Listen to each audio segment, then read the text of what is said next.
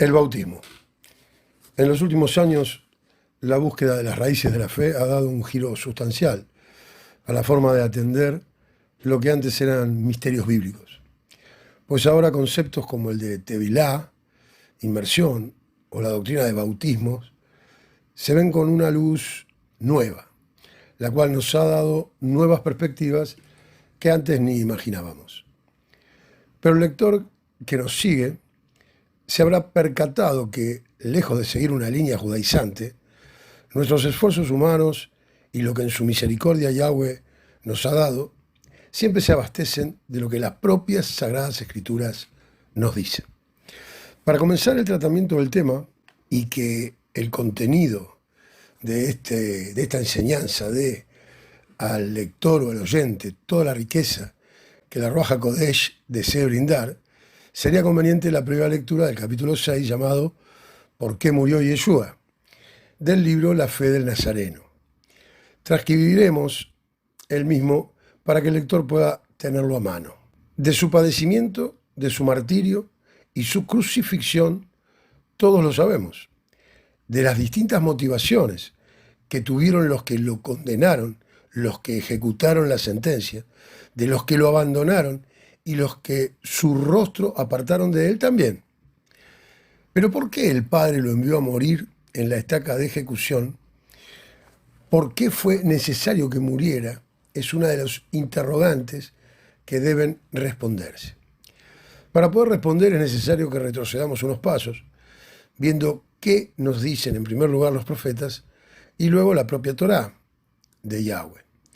El profeta Oseas, a quien ya hemos citado, nos dice, capítulo 2, verso 2, contiendan con su madre, contiendan, porque ella no es mi mujer, ni yo su marido. Aparte, pues, sus fornicaciones de su rostro y sus adulterios de entre sus pechos. De seguro hemos leído esta escritura en otras ocasiones, pero bajemos a tierra la lectura, pensemos lo que está escrito en los modos más humanos que podamos imaginar. Imaginemos a un buen esposo, un hombre que todas las mañanas se levanta con el alba para ir a su trabajo, que besa a sus hijos en la mejilla cuando aún están dormidos y apenas tiene tiempo para abrazarlos cuando vuelve. Cansado por la jornada, sus músculos cansados, sus manos ajadas, que para con su esposa solo tiene palabras buenas y de confort, que solo busca el bien de los suyos, pero que pasado el tiempo se entera que esa mujer a la cual ama espera su partida para revolcarse con cuanto vagabundo pase frente a su puerta. Y cuando no pasa alguno, sale caminando por las calles en busca de cualquier amor con el cual revolcarse. Llegado el caso, este esposo se entera y no hay manera de que la situación tenga vuelta atrás, pues su mujer, ramera, se ha acostumbrado tanto a la vida licenciosa que no tiene ni siquiera el mínimo de deseo de la vida conyugal y familiar. Es claro que ese matrimonio no tiene oportunidad de volver a conjugarse, desconociéndose mutuamente como esposo y esposa, mujer y marido, y esto es lo que profetiza Oseas. Como si esto fuera poco, el marido encuentra que los bienes que creyó llenaban su casa, que imaginó que su esposa atesoraba con el producto del esfuerzo que él a diario hacía, se han ido en los bolsillos de sus amantes. Es más, cuando su esposo ya no es su proveedor, cree que tendrá en sus amantes el refugio que antes tenía. Oseas capítulo 2, versículo 5. Porque su madre se prostituyó, la que los dio a luz se deshonró, porque dijo, iré tras mis amantes, que me dan mi pan y mi agua, mi lana y mi lino, mi aceite y mi bebida. Ya hemos leído cómo Yahweh pactó con sus criaturas, cómo pactó con un hombre, una familia, un pueblo, una nación, y cómo esos pactos configuraron las distintas capas de una relación cada día más profunda y reveladora. Vimos cómo ese pacto se entendía como el conjunto de promesas matrimoniales que los esposos se hacían, las promesas entre Yahweh e Israel, donde Israel promete hacer la voluntad del Altísimo, desarrolladas en los mandamientos expresados en su instrucción, en su Torá, y cómo a su vez Yahweh se compromete a bendecir sin límites. Por esta misma razón, es que el primer mandamiento expresado en Éxodo 23 es: no tendrás dioses ajenos delante de mí. Entendámoslo con sencillez. No puedes tener otro marido. ¿O por qué se cree que a renglón seguido indica, hablando de la materialización de las deidades? Capítulo 20, verso 5. No te inclinarás a ellas, ni las honrarás, porque yo soy Yahweh tu Elohim, fuerte, celoso. No debes relacionarte con otro, solo conmigo, que soy tu esposo. Encima, un marido que puede hacerte mucho daño a ti y al que se relacione contigo, porque es fuerte. Y además, no acepto que coquetees con otro, porque soy celoso. Te advierto, haces eso tú y tu amante, y lo pagarán. Que visito la maldad de los padres sobre los hijos hasta la tercera y cuarta generación de los que me aborrecen. Pero, por supuesto, que si conservas mi pacto, capítulo 20, verso 6, hago misericordia a millares a los que me aman y guardan mis mandamientos. Si todo lector de la Biblia hubiese comprendido que en el desierto, antes de ingresar a la tierra prometida, se produjo un casamiento, la pregunta que inicia este estudio se respondería sola. Ya conocemos la historia. Ya sabemos que la casa de Israel se extravió. Ya sabemos que se extravió tras dioses ajenos. Y hemos entendido que ello implicó su prostitución. La consecuencia fue, Oseas, capítulo 2, verso 2. Ella no es mi mujer, ni yo soy su marido. El matrimonio se destruyó. Ahora nos encaminamos a la respuesta a la pregunta inicial. Es necesario entender las leyes de Yahweh que gobiernan la relación matrimonial. Como hemos escrito, dejemos que la propia Torá nos hable. Deuteronomio 24, versículo 1. Cuando alguno toma a una mujer y se casa con ella, si sucede que lo que no le es agradable porque ha encontrado algo reprochable en ella, y le escribe certificado de divorcio, lo pone en su mano y la despide de su casa. Ya no es su marido. Oseas 2:2, ni yo su marido. Además la despide de su casa, y Ezequiel 4:13 dice: entonces el Señor dijo, así comerán los hijos de Israel su pan inmundo entre las naciones donde yo los arrojaré. Seguimos avanzando en la escritura. ¿Qué ocurre cuando es despreciada por su nuevo marido? Deuteronomio capítulo 24, versículos 2 y 3. Y salida de su casa, podrá ir y casarse con otro hombre. Pero si la aborreciere este último, y le escribiere carta de divorcio, y se la entregare en su mano, y la despidiere de su casa, o si hubiere muerto el postrer hombre que la tomó por mujer, bueno, aquí nos encontramos a la casa de Israel sola en el mundo, despreciada por los Baales con los cuales fornicó en el mundo. Allí se da cuenta quizá lo que había perdido y quiere volver con aquel que la sacó de Egipto con mano poderosa. Pero, versículo 4 de Deuteronomio 24 dice: al primer marido que la despidió no le es permitido tomarla nuevamente como mujer, porque ha sido menospreciada, pues eso es abominación ante el Señor. No traerás pecado sobre la tierra que Yahweh tu Elohim te da por heredad. Es decir, la propia instrucción de Yahweh impide que el primer marido la acepte. Yahweh escribió su voluntad, la cual permanecerá mientras el cielo y la tierra existan. Es la estructura misma del universo y Él no la cambia. Cuando la casa de Israel se prostituyó entre las naciones tras dioses ajenos, inclinándose ante los Baales, aun cuando hubiese querido volver al pacto matrimonial, el mismo Yahweh no podía aceptarla. Ello hubiese sido una abominación. Entonces, ¿qué solución queda para la casa de Israel, para su restauración? ¿Cuál es la salida? El rabino Shaul, Pablo, ha dado respuesta hace casi 2000 años. En la carta a la congregación de Roma, la cual estaba formada en primer lugar por personas conocedoras de la Torá, y él les dice en el capítulo 7, verso 1, ¿acaso ignoran, hermanos? Pues hablo con los que conocen la Torá, que la Torá se enseñorea del hombre entre tanto que éste vive. O sea, que cuando, estando vivo el marido, la instrucción dada en Deuteronomio tiene validez. Por lo cual el impedimento matrimonial acerca de que el hombre no puede casarse con esa mujer con la cual se había casado una vez y a la cual dio carta de divorcio está vigente mientras él esté vivo. El versículo 2 del capítulo 7 de la carta de Romanos dice, porque la mujer casada está sujeta por la ley al marido mientras éste vive. ¿Cómo entonces esa mujer podría casarse de nuevo? Pero si el marido muere, sigue diciendo Shaul, ella queda libre de la ley del marido. Si su primer marido muriese, ella estaría libre de volver a casarse. Volviendo a la casa de Israel, se casó con Yahweh, pactando con él en el desierto. Luego adulteró, se encontró sucia, con lo cual Yahweh la repudió y echó de su casa. Debió abandonar la tierra prometida y vagó desterrada por las naciones.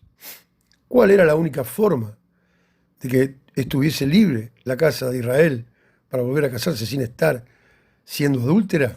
Sigue diciendo en el verso 3 la carta de los Romanos.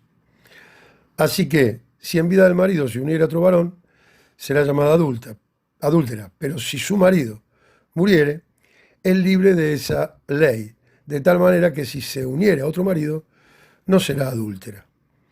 Entonces, volviendo sobre el tema, la única forma de que la casa de Israel pudiese casarse de nuevo era que su primer marido, Yahweh, muriera. Creo que aquí es necesario hacer un alto. La revelación es fuerte. La pregunta, ¿por qué murió Yeshua?, ha sido respondida. Yeshua es Elohim. En su inmenso amor y misericordia por su amada, decidió morir en la estaca de ejecución para que ella fuese libre, para que ella tuviese libre de la norma que la impedía casarse de nuevo. Así, sin adornar ni florecer la escritura, él murió por amor para que su amada fuese libre de nuevo. Hasta aquí llega la cita del capítulo 6 mencionado. Repito, la conclusión, para que se entienda nuevamente con sencillez, Yeshua murió para que la casa de Israel fuese libre para volver a casarse. Y a ese evento futuro apunta la llamada boda del Cordero. Si alguien tiene dudas mayores con respecto a ello, lo invito a que repase los capítulos de la fe de Nazareno en su totalidad y no se pierda ninguno de los pormenores de la cuestión. Pero ahora en este escrito nos abocamos a responder un interrogante no menor. Algo que debemos de decir desgraciadamente nunca se ha atendido en la forma de vida. Y es la siguiente cuestión: ¿qué encierra el bautismo en la vida del creyente? ¿Por qué es tan vital su ejecución? Para comprender cómo esta cuestión ha sido abordada por otros creyentes en Yeshua, veamos algunos comentarios acerca del mismo. En primer lugar, uno bastante interesante redactado por una iglesia bautista. Dice así: el bautismo es la representación gráfica ideal de lo que Cristo ha hecho por todos los pecadores a través de su muerte, entierro y resurrección. El bautismo ejemplifica cómo el nuevo creyente ha roto con su pasado e inicia una vida nueva, una vida resucitada, mediante su nacimiento nuevo en Cristo. Otro comentario, el segundo, es de una iglesia cristiana. Y dice: el bautismo es un acto en el cual un cristiano es sumergido en agua para simbolizar el fin de un modo de vida y el comienzo de algo nuevo. El tercero es parte de la declaración pública del Opus Dei, católico, claro. El santo bautismo es el fundamento de toda la vida cristiana, el pórtico de la vida en el Espíritu y la puerta que abre el acceso a los otros sacramentos. Por el bautismo somos liberados del pecado y regenerados como hijos de Dios. Llegamos a ser miembros de Cristo y somos incorporados a la Iglesia y hechos partícipes de su misión. Si observamos, todas las citas tienen puntos en común. Ejemplifica cómo el nuevo creyente ha roto con su pasado, simbolizar el fin de un modo de vida, somos liberados del pecado. Es evidente que en los tres casos tenemos una idea de transición de una realidad que se desea dejar atrás por una nueva. E inicia una vida nueva, una vida resucitada, el comienzo de algo nuevo, regenerados como hijos de Dios, etc. Entonces alguien me dirá, pero ¿como pastor acaso no está de acuerdo con esas palabras? Diré que sí, pero haciendo la observación paulina. Les di a beber leche y no vianda, porque aún no eran capaces, ni son capaces todavía. Primera de Corintios, capítulo 3, verso 2. La referencia de congregaciones distintas no hacen más que mostrar que ninguna de las tres ha profundizado en la cuestión, lo cual es necesario que hagamos. Pero para poder profundizar debemos ocuparnos de la sana lectura de los textos neotestamentarios que nos explican la visión de los apóstoles y por sobre todo lo que del mismo Señor aprendieron. Tomemos algunas citas necesarias. Recomiendo en primer lugar la completa lectura del capítulo 6 de la Carta de los Romanos. Luego observe detenidamente el siguiente pasaje. Romanos capítulo 6, verso 4. Porque somos sepultados juntamente con Él para muerte por el bautismo, a fin de que, como Yeshua resucitó de los muertos por la gloria del Padre, así también nosotros andemos en vida nueva. Otra carta, Colosenses capítulo 2, verso 12. Sepultados con Él en el bautismo, en el cual fueron también resucitados con Él, mediante la fe en el poder de Dios, que le levantó de los muertos. Aun cuando el contexto en el cual ambas cartas se mueven es diferente, el sentido es el mismo. Pues aunque en la carta a los romanos la idea circula alrededor de abandonar la vida contraria a la voluntad de Yahweh, en la carta de los colosenses la idea circular alrededor de evitar ser engañados por falsas doctrinas, pero en ambos la sustancia es que quien se bautiza muere junto a Yeshua y como Él también resucita. Entonces la base escritural dada por el apóstol es precisamente esa. Quien se bautiza muere y luego renace. Todavía hay un pasaje más que da la idea que tratamos de observar. La segunda carta de los Corintios capítulo 5 versos 14 y 15. Dice el 14. Porque el amor de Yeshua nos constriñe, pensando esto, que si uno murió por todos, luego todos murieron. Y por todos murió para que los que viven ya no vivan para sí, sino que para aquel que murió y resucitó por ellos. Aquí también tenemos al que murió primero en la cruz y luego todos murieron en el bautismo. Entonces, ahora que he expresado estos pasajes, la pregunta que le hago al lector es, ¿por qué necesariamente el bautismo implica la muerte de quien se bautiza? ¿Por qué simboliza la muerte del que se promete seguir a Yeshua para luego resucitar? Se me responderá, bueno, porque tiene que nacer de nuevo a una vida sin pecado, para ser un hombre nuevo, etcétera, etcétera. Pero esto no es una respuesta válida. Sería simplemente una tautología, o sea, un repetir las mismas palabras sin avanzar en algo más profundo. Es como decir, cuando se bautiza muere porque tiene que morir para nacer de nuevo. Por ello esta no es una respuesta válida. Entonces se me preguntará, ¿cuál es la respuesta? ¿Por qué muere cuando se bautiza? La respuesta está contenida en el mismo capítulo 6 que hemos transcrito de la fe del Nazareno. Quizás si se lo presento en forma más esquemática, lo podrá ver con mayor facilidad. La casa de Israel se prostituyó con dioses ajenos. Por ello se le dio carta de divorcio. El primer esposo, Yahweh, encarnado como Yeshua, muere sacrificándose por Israel. Yahweh puede volver a casarse con la casa de Israel en la boda del Cordero. Así, sin más, ¿se producirá el casamiento? No, porque la casa de Israel se corrompió al fornicar con las naciones. Usted y yo, israelitas entre las naciones, estábamos hundidos en nuestra transgresión, empantanados en el estiércol. No éramos aptos para casarnos con Yahweh nuevamente, pues Yahweh no puede casarse con una esposa impura y casada con los dioses ajenos. Por ello, la única salida es que la casa de Israel también participe de la muerte, o sea, muera. Y la única forma en que puede volver a casarse es, sí, naciendo de nuevo. Por ello es que Pablo nos dice, en 2 Corintios, capítulo 5, verso 17, de modo que si alguno está en Yeshua, nueva criatura es, las cosas viejas pasaron, he aquí, todas son hechas nuevas. Solamente una nueva criatura podría casarse en la boda del Cordero con Yeshua, quien es Yahweh mismo como el Hijo amado. Por eso no decimos que las aseveraciones del cristianismo que hemos transcrito sean incorrectas, solo que no están dando la profundidad necesaria a la cuestión. Entender la necesidad de muerte y resurrección espiritual en la casa de Israel es la vianda que el creyente necesita para saber por qué se le exige el bautismo como acto externo de la fe. Pensemos nuevamente en el esquema que hicimos más arriba. La casa de Israel se prostituyó con dioses ajenos. Por ello se le dio carta de divorcio. El primer esposo, Yahweh, encarnado como Yeshua, muere sacrificándose por Israel. Yahweh puede volver a casarse con la casa de Israel en la boda del Cordero.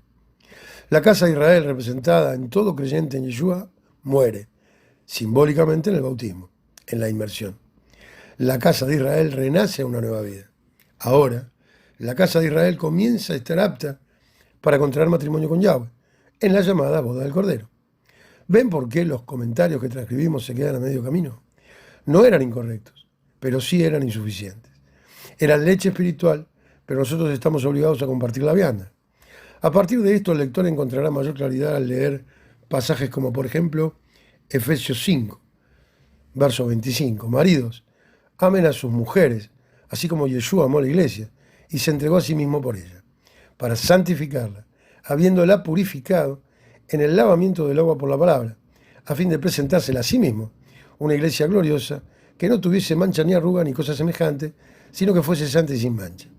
Pero el estudio de los mismos es tarea de otros escritos. Lo esencial, ahora, es entender que el símbolo de la muerte, de ser sepultados en el bautismo, es precisamente el signo de vida que tenemos al abandonar los rudimentos del mundo, la vida que antes teníamos.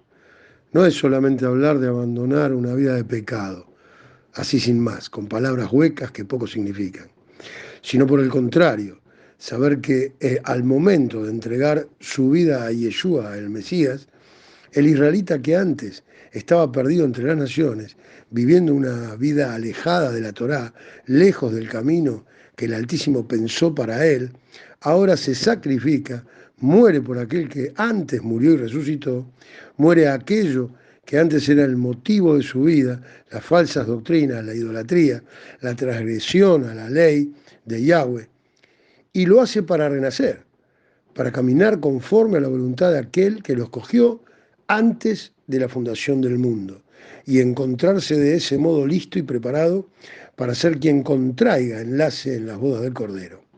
Escrito por Ricardo, se permite la reproducción total o parcial mencionando al autor.